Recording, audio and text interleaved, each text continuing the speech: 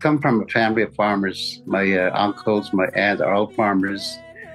And from that experience as a young kid, growing up doing a little bit of farming, it has always been the center point and livelihood for our Diné people, because there's always a saying that, the earth provides for free.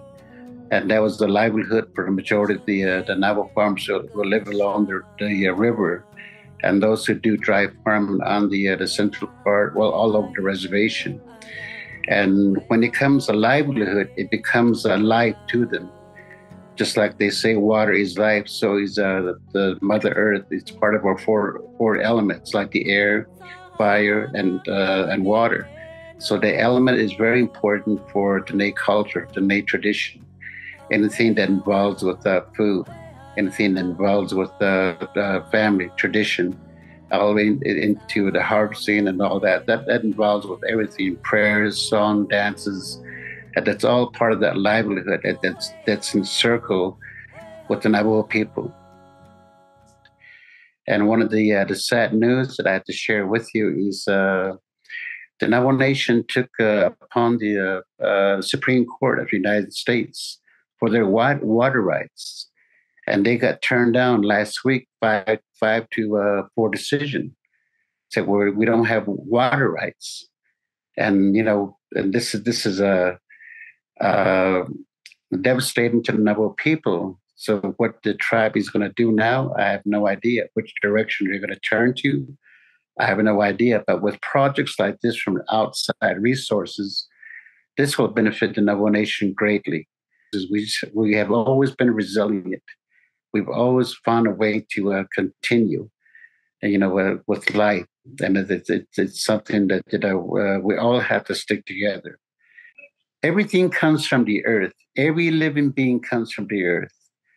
The Navajo mythology story came from the first to the second to the third to the fourth world. And this is where we all exist, in the fourth world, in the glittering world.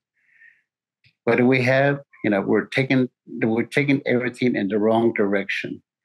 And it's something that we need to say, hey, let's put an end to this. You have to remember that Mother Earth provides for free if you respect that.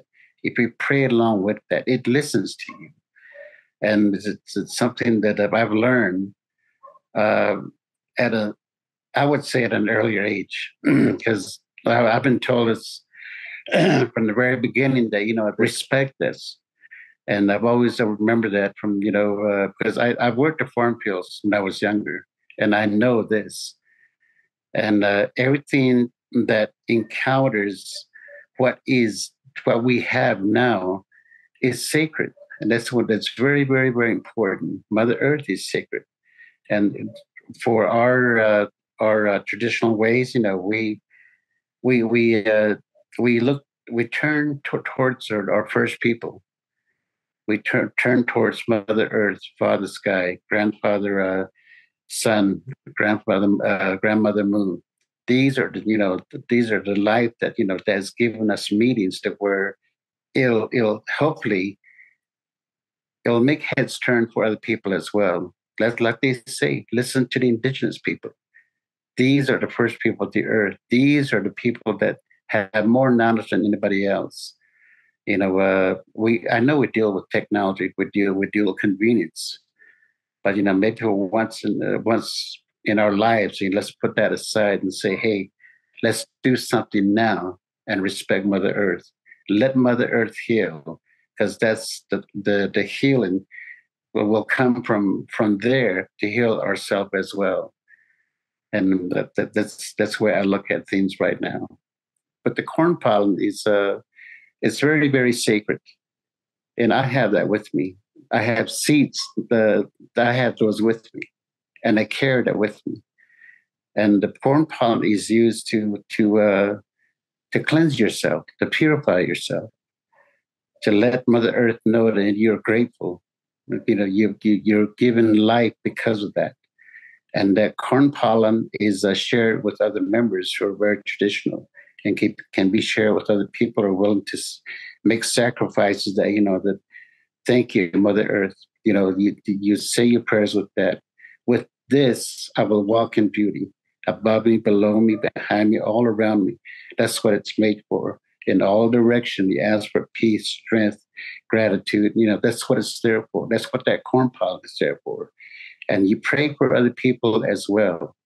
And in this case, I stopped to get some pollen and said, there's not much left now compared to a few years ago because of climate change, because there's no water. And it's sad to hear that. So we have to hold on to something that's very, very sacred.